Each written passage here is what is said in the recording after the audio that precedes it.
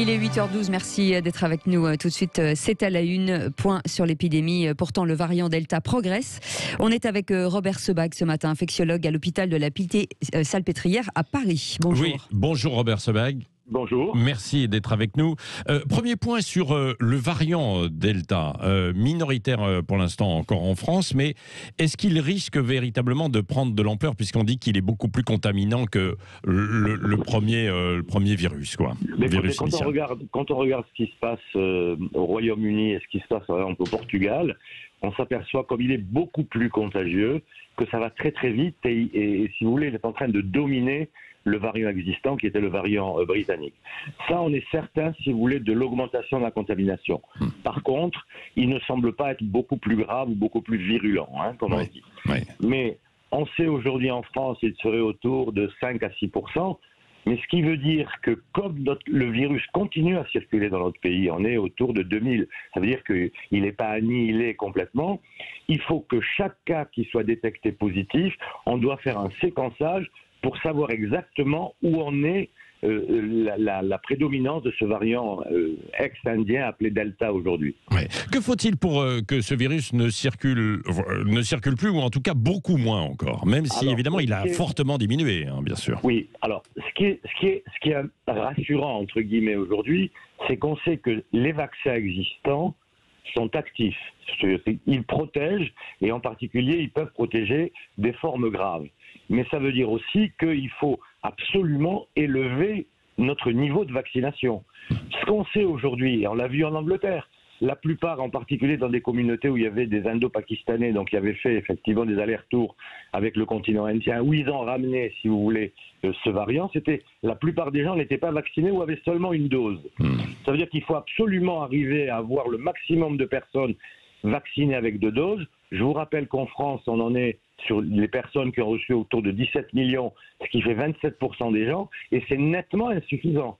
Il faut absolument accélérer la campagne de vaccination, parce que, si vous voulez, le virus circulant toujours, on aura, c'est presque, malheureusement, on n'a pas le choix, on risque d'avoir une dominance de ce variant Delta, et ce qui fait qu'au mois de septembre-octobre, la saisonnalité jouant, on est une autre vague, même si elle sera beaucoup moins grave, si vous voulez, ça peut quand même embouteiller les hôpitaux. Oui, c'est ça. Alors, sur la vaccination, on était beaucoup partis sur l'Astra, ensuite il y a eu Pfizer, Moderna et Johnson qui sont arrivés. Aujourd'hui, c'est une prédominance de Pfizer et de Moderna, et l'Astra, qu'en est-il exactement ?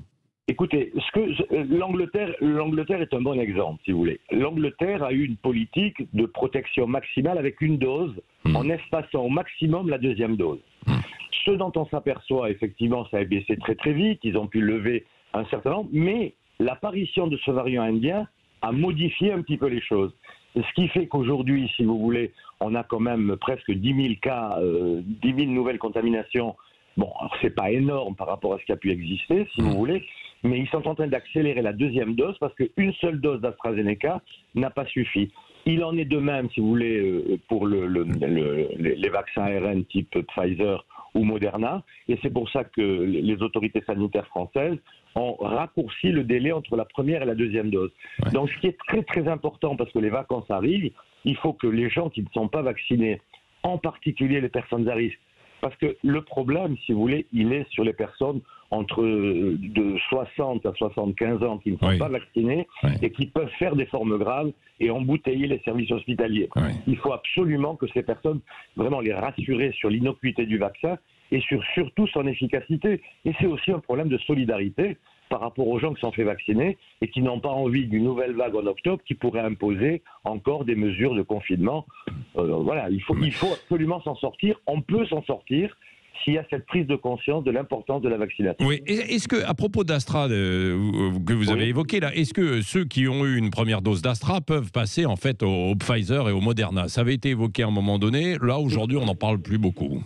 Alors, qu'est-ce que vous leur conseillez? Puisque les recommandations de la Haute Autorité de Santé en France, puisque si vous vous souvenez avec ce fameux vaccin AstraZeneca, dans un premier temps, on ne vaccinait que les jeunes. Enfin, les gens à moins de 65 ans, on disait qu'il n'était pas efficace. Et puis après, on a dit non. Comme il y a eu quelques problèmes de thromboembolie, on a dit non, c'est seulement après 55 ans. Donc les gens qui avaient reçu une première dose AstraZeneca ils ne pouvaient pas recevoir la deuxième dose AstraZeneca. Et on a vu qu'il n'y avait pas de problème avec des vaccins qu'on appelle hétérologues différents. Et donc, ils ont eu une deuxième dose ARN messager. Donc, il n'y a pas de problème, si vous voulez, d'avoir eu une première dose AstraZeneca et de faire la deuxième dose avec un ARN messager type Pfizer ou Moderna. Oui. Merci beaucoup pour ces explications à Robert Sebag, infectiologue à l'hôpital de la Pitié-Salpêtrière à Paris.